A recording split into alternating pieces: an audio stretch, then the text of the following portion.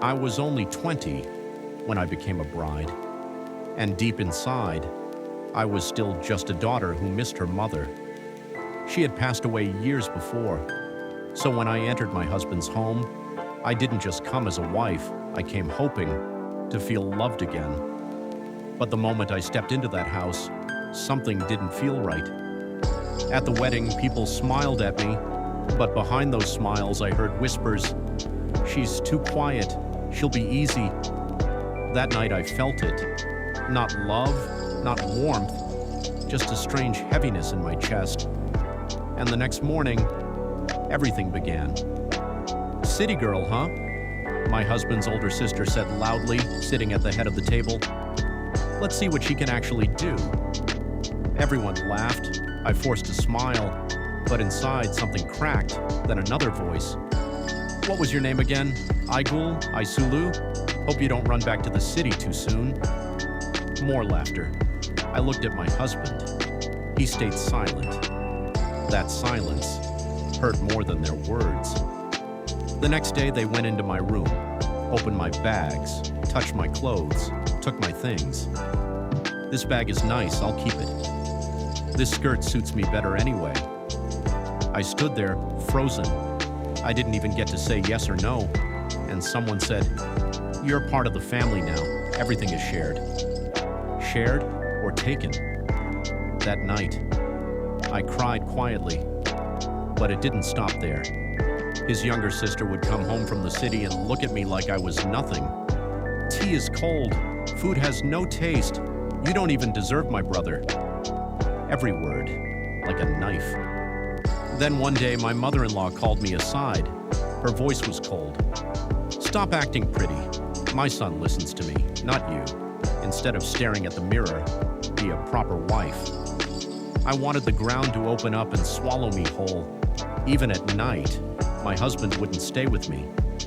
Sometimes he sat with his mother for hours, laughing, talking, while I waited alone in the room. I started questioning myself. Am I not enough? But the worst nights were when his brothers came, drunk, loud. "Hey, city girl, what kind of life did you live there? They say girls like you are easy." They laughed. I begged them to stop. My husband sat there and said nothing. Again. That night I didn't sleep. I sat on the cold floor, hugging my knees, crying silently. Time passed. Then one day, I found out I was pregnant. I thought, maybe now things will change. People say when you give birth to a son, you gain respect. I believed that, but I was wrong. When my son was born, I held him so close, tears falling onto his tiny face. But my mother-in-law said, "This child is from our blood. What does the bride have to do with it?" Even then, I was invisible. At night, my baby cried. My husband would leave the room, sleep somewhere else. He couldn't even handle his own child's tears.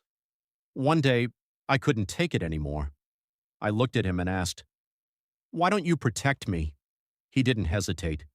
"Stop creating problems, stay quiet, don't ruin the family." That was it. That was the moment. Something inside me died.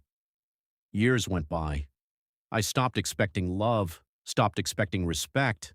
I became a shadow, cooking, cleaning, giving, everything, and receiving nothing.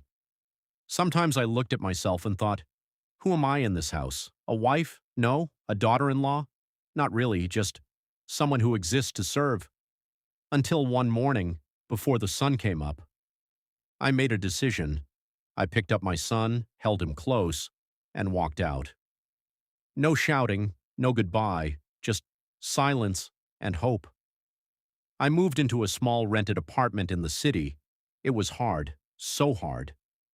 There were nights we had almost nothing to eat. Days I cried from exhaustion, but at least no one was breaking me anymore. And my husband, he never came, not once. Instead, they spread rumors. She couldn't handle the family. She was a bad wife. A worthless bride. Worthless. That word followed me for years, but I kept going. For my son, I worked, saved money, learned new skills, and slowly I built something of my own, a small sewing business, then bigger, then stronger, and one day, years later, they came back. The same people, standing at my door, asking for money, asking for help. I looked at them, and for the first time, I didn't feel small. I said, "I don't owe you anything." They got angry. "You'll regret leaving us." I smiled. "No, the only thing I regret, is not leaving sooner." That day, I finally felt free. That night, my son hugged me tightly and said, "Mom, even if I'm just a boy, I'll protect you, I promise." And I held him, tears in my eyes, finally understanding, your worth is not decided by people who break you. It's something you rebuild when you choose yourself.